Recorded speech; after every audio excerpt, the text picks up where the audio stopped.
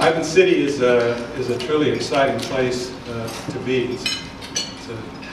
It's a pleasure to be serving as mayor during a time of real transition in our little city. And for those of you who do work out there, you realize that Ivins City has moved sort of from one end of the scale to the other in terms of property value and reputation.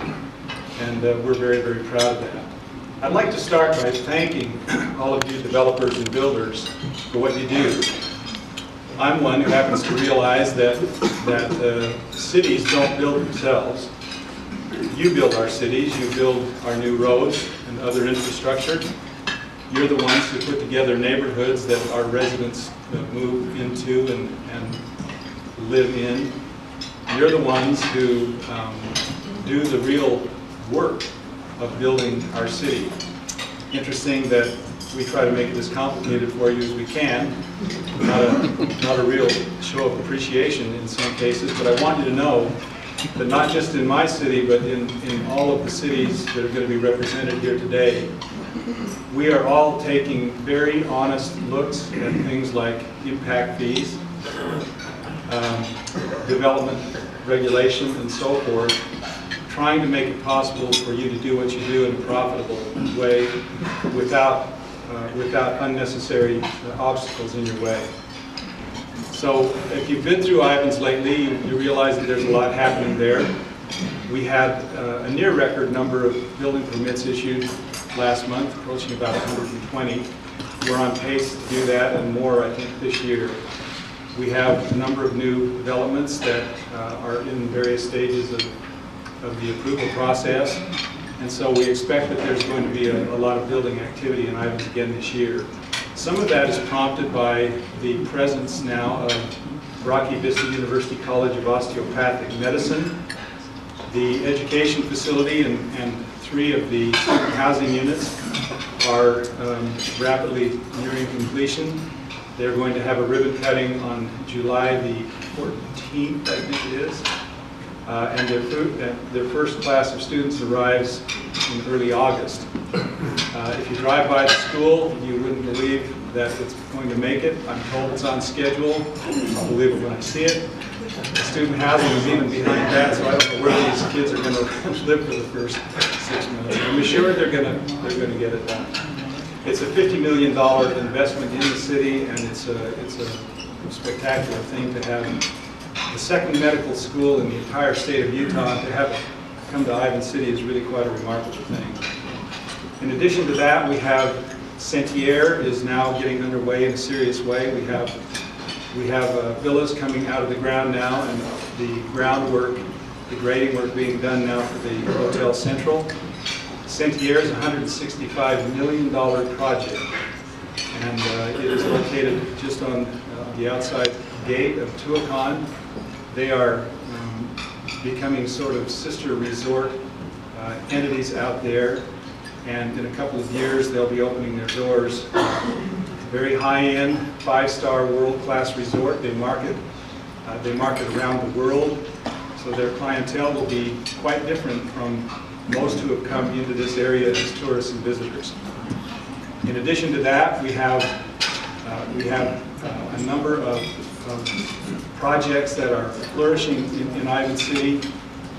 We expect that there's going to be a record-setting value to the homes that are being built out there this year. Ivins has made a serious effort over the last several years to develop an image as a resort destination.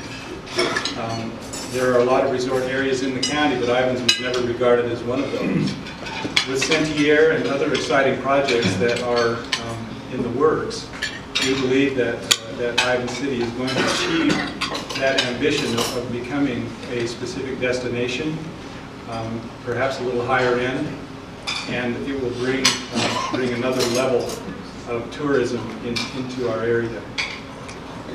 We have worked hard over the last several years to review and revise our development ordinances, our other ordinances of the city. Our general plan has been been revised, as have our zoning and land use maps and ordinances. And in every step of the way, it's been my pleasure to make sure that everyone understands on our planning commission and on our city council what the impact of these rules are. By the way, we're coming up on an election season. If you're going to file for office, you need to do that the first week of June, and I would request that you consider doing that. It's a very different thing sitting up on the dais than it is standing in a public hearing and pleading for something to take place. It's surprising the influence you can exert if your heart's in the right place and you're trying to do the best thing you can for your city. Very often that's also the best thing that you can do for those who develop your city. So I would encourage you to take advantage of that opportunity to run for office. It's a very satisfying and rewarding service that you'll offer. So take that invitation seriously. For those of you who are building out in Ivins, it's great to have you. We had, I think, three parade homes out there this year. And it's always fun to see people coming through our city. Many have never been there before and are astonished at how beautiful and the level of development, the quality of development that's occurring out there. So that's Ivins in a nutshell. Let's see, we've got a couple of fun things going on in our parks. We're getting our first pickleball course. I guess that elevates us into the level of being approved. I mean, while St. George City builds 60 of them, we build 2. You know what? Fire Lake Park out at our Ivins Reservoir is turning into a wonderful recreation facility there. We have a 4-acre swimming hole with sandy beach, and I'm sure it will be packed to the gills all summer this year as it was last. Be happy to answer any questions at the end of this if there are any. Thank you very much.